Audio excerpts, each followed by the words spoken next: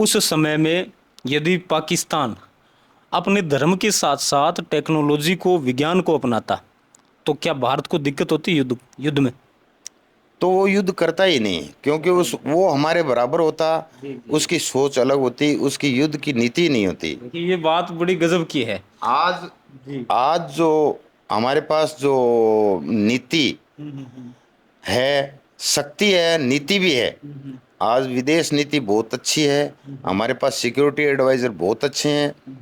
हमारे पास सेना बहुत अच्छी है। गृह मंत्री, प्रधानमंत्री, सबका कॉम्बिनेशन इतना अच्छा है कि वो एक सुर में बात करते हैं। एक सुर में क्या करना है वो उनकी पॉलिसी बनती है, उसके हिसाब से वो काम करते हैं।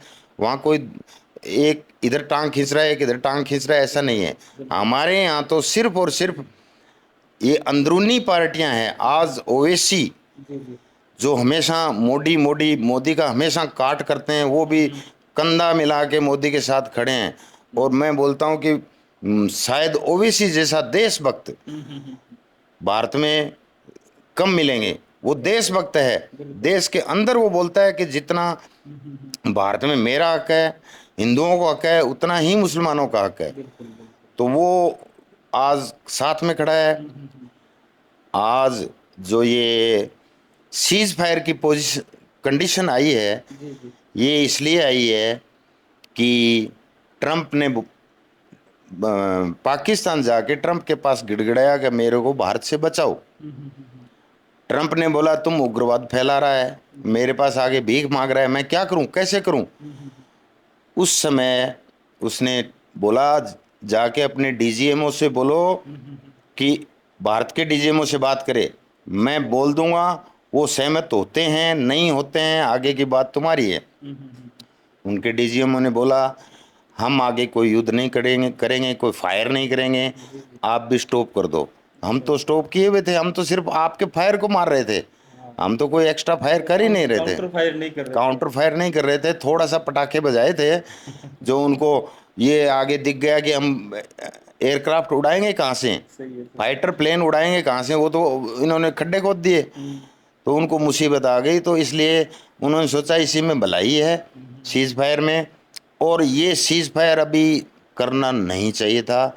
अभी उनको आगे एडवांस करके उसको ध्वस्त कर देना चाहिए था, ताकि ये हर तीसरे साल दूसरे साल जो उनको खुजली होती है वो एक बार में मिटा देनी चाहिए थे। पूरा दवाई का डोज नहीं देने से रोग दोबारा होगा होगा, बिल्कुल। दोबारा उखड़ेगा 1 साल में, 2 साल में वो यही सिचुएशन फिर आएगी। इससे अच्छा उसका पूरा इलाज कर देना चाहिए था, ताकि वो दोबारा उठ ना सके, उभर ना सके। आने वाले समय में याद रखे कि इस तरफ तो आंख उठा के भी नहीं देखनी है। और ये सीज फायर क्यों किया है? ये सीज फायर इस शर्त पर किया है कि मैं जो बोलूँगा वैसे मानना पड़ेगा। बोले मान जाएंगे। अभी शर्त ये है 12 तारीख कल डीजीएमओ की मीटिंग होनी है उनकी, उसमें शर्त रखेंगे। पहली शर्त उनकी ये होगी कि पीओ के हमको वापस दो। पीओ के वापस वो देना नहीं चाहेगा, ये संधि टूट जाएगी। मतलब वो होना ही नहीं है। होना ही नहीं है। उग्रवादी जो उनके पास बैठे हैं उनको हमको हैंड ओवर करो।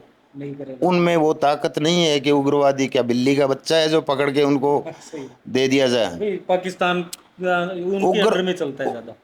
वो खुद उग्रवादियों के अंडर में चल रहे हैं, तो उग्रवादियों को पकड़ के इंडिया को नहीं हैंड ओवर कर सकते। तो ये संधि टूट जाएगी। तीसरा वो चाहेंगे कि सिंधु जल समझौता है वो लागू करो। ये इनकी मर्जी है, वो करें या नहीं करें, वो ये मानेंगे नहीं। फिर सीज फायर टूटेगा। तो मेरे हिसाब से ये कंडीशन इस टाइप की है चलती रहनी है। कि ये सीज फायर कामयाब नहीं होगा। और इस टाइम मोदी के पास ऐसी सिचुएशन, मोदी जानता है ये सब कि वो मानेंगे नहीं। और मैं तैयार खड़ा हूँ, मैं इसको मरोड़ने के लिए तैयार खड़ा हूँ और वो ही होगा मेरे हिसाब से। बाकी क्या होगा वो देश की